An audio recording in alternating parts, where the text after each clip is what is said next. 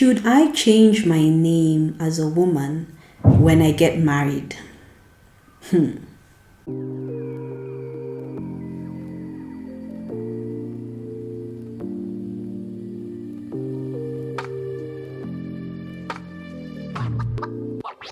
Hi, my name is Mary, and welcome to Love Notes by Mary, where we talk about chasing after God's heart in all things romance, relationship, whether you're single, you're dating, you're married, or even parenting. Should you or should you not change your name when you get married, especially as a believer? This is one of the questions that I found myself asking when I was preparing to get married, because you start to realize when you make a decision to commit yourself to someone for the rest of your life, there's a lot that changes, and we think of the big stuff that's going to change, but in the process of that transition you start to realize there are very many finer things, finer details, finer issues that you probably need to look at that you hadn't thought of before. And one of those for me was whether or not to change my name. And if I'm going to change my name to my husband's name, how far am I going into it? Is it just hyphenating, as some people do? Is it a complete change where even in terms of my legal documents and everything I'm going the 9 yards? Or do I just change it in name only, pun intended, and not really in any other way? So I asked the Lord, what do you think? What should I do? Should I change my name? Should I keep it as is? Should I hyphenate? What do you want me to do here? What's the right thing to do for me? Because again, like I normally say, it's not a one size fits all. Just because something has worked for me or worked for someone else doesn't mean that it should be a doctrine for everyone. That's not how doctrine works. And when I asked the Lord, He took me on a journey of helping me understand what my husband's name meant for me as his wife to be.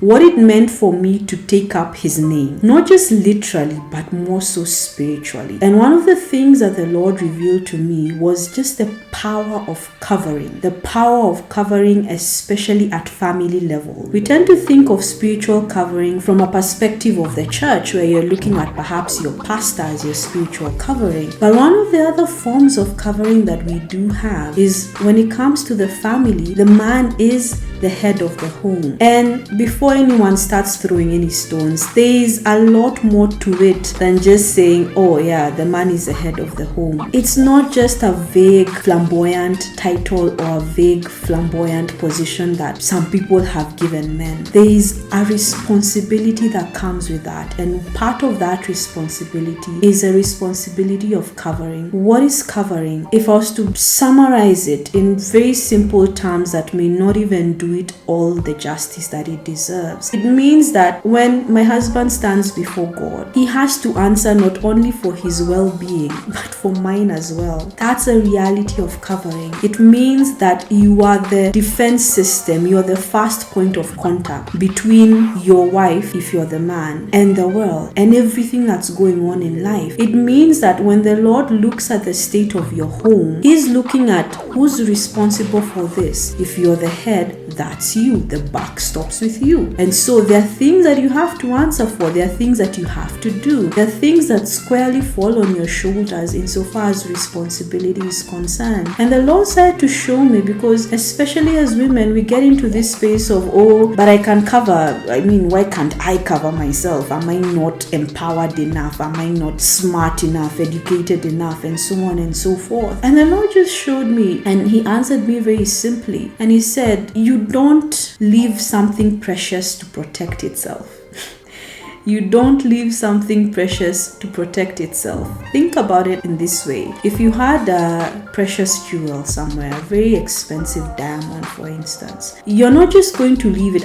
Diamonds are some of the most hardiest materials there is out there. In fact, they're used to cut through and drill through certain elements. But it's also a very precious stone. And so there is the mechanisms of security, there is the mechanisms that are built for its defense to ensure that it stays and remains with its rightful owner, that it stays in the right condition, that it is well taken care of, that it does not lose its value in any way. And when you start to understand God's heart and mind for us as women, you will realize how much He treasures us. I know that's not always what we've seen. I know that's not always what we've experienced, even within Christian circles. That does not change the truth of what God's heart and mind is for us as women. He doesn't want us to be covered because of subjugation. He's not putting us into slavery. He wants us to be covered because we are so precious to Him. One of the things that the Lord was showing me is how the transition is made between the covering of a father to the covering of a husband. And that's where the name change came in, because until I got married, I was bearing the name of my covering till then, which was my father. As I was transitioning into marriage, I was transitioning to a different covering, that of my husband. And so in changing my name from my maiden name, my father's name, to my husband's name, what I was essentially doing, and the transaction I was making with the Lord, is that I am choosing to leave the covering of my father, who I dearly love, and I am choosing to enter under the covering of my husband, who I also dearly love. And I am choosing to trust that as you enabled my father to cover me all these years, you will also enable my husband to be my covering for the rest of my life. Now, when you look at it that way, you realize it's not just a name. It's about so much more. It's not just about legal documents. It's not just about what if things go wrong, because that's the other space guys get into. What if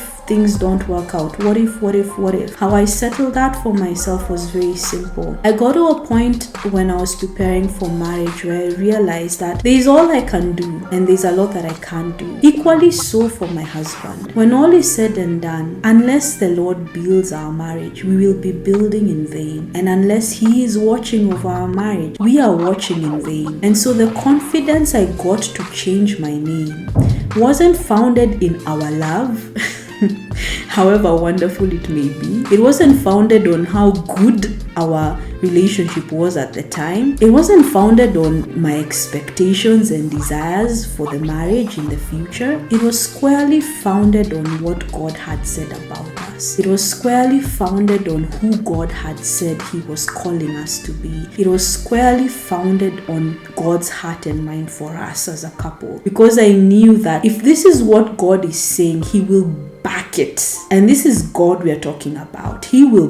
back it with everything He is, and that's a whole lot. And so if there is one place of trust I can confidently have, it's in God. Not necessarily in my husband or myself or in both of us, but in God. In us submitting to the covering of the Lord over us as a family, and allowing Him to lead us and guide us in the blueprint He has for our marriage and for our family. And I did write a bit more about it in a blog post some years back. I'll link it somewhere below in the description box. But that said, I know this can be a touchy issue for many people for very many reasons. And as I mentioned when I was starting out, this isn't a doctrine that I am propagating. I'm simply sharing what worked for me and the journey I went through in making the decision that I did. Whether or not it works for you, that's something you need to ask the Lord. That's a conversation you need to have with the Lord. And I hope that what I've shared today will encourage you to even start that conversation with God as well as with your significant other, because they are part of that conversation. Thank you for joining me today. I will see you in the next episode.